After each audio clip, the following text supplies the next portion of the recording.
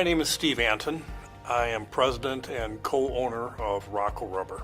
We are manufacturers and we produce molded rubber parts for industry, all for OEMs. My dad worked for a phonograph needle manufacturer in Chicago, and in a phonograph needle assembly and in the cartridge there are small little rubber parts, and they decided to make their own. They expanded and started to make more than just those rubber parts, and they had a fella in charge of this fledgling little company, and he was getting sick and passed away ultimately, and they asked me to take it over in 1976. Well, initially just trying to get some traction and grow it. I mean, we had 3 people back then, plus me, and we were very insignificant in the rubber industry in Chicago. We had lots of competitors back then. Now we have very few.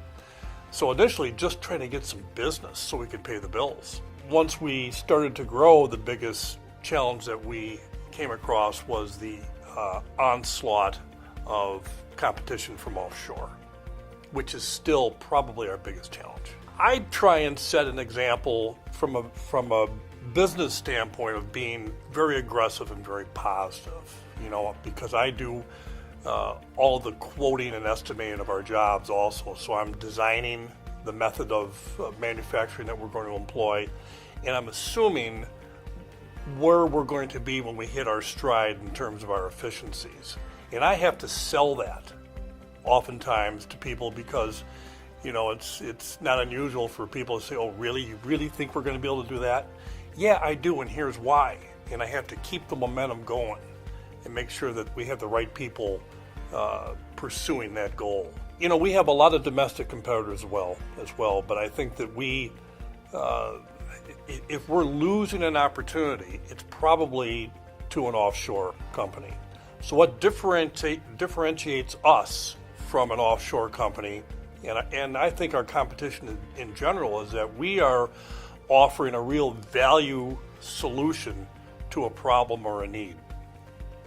So we're trying to expand, and we do expand much further than just the production of molded rubber parts. We're looking at the entire application and asking our customers, tell me what you need, tell me what your wants are, tell me where you may have been disappointed. Let us take a look at the entire application and give you our best thoughts as to how to engineer a rubber compound and how to best manufacture the part.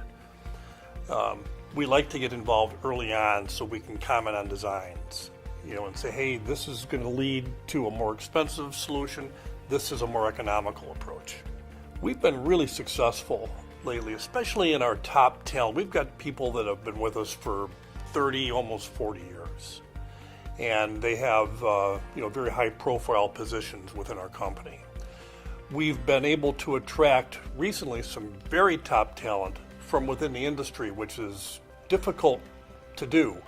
But we've recently brought on 3 individuals, each with about 20 to 25 years of molded rubber experience. That's a wonderful attribute for us to have. One of our biggest challenges, and I think a lot of manufacturers are going through this as well, is retaining talent on the factory floor. There's been a lot of turnover in manufacturing lately. We are trying to acquire talent by offering more than competitive wages, more than competitive benefit packages, but once we hire them, we have to retain them. And we think the key to that is communication. Making somebody who's using their hands and doing manual labor feel that they're an integral part of the process, that we want to hear what they have to say, that we're concerned about what they're concerned about, and how can you help us be better. I think that's going to help us retain employees going forward. We relentlessly pursue trying to drive waste out of a project in our daily manufacturing. We're trying always to be more efficient. We're trying to make sure that we have zero scrap that we produce, and that we don't fall into, well, we always have to do this particular operation or that if it's not value added. Because, the litmus test for me is a customer comes in and sees what we do. Are they going to want to pay for every step of that operation, or do they see waste? If they see waste, we certainly do, and we don't get paid for producing waste. We get paid for being efficient and scrap-free. That's what we pursue.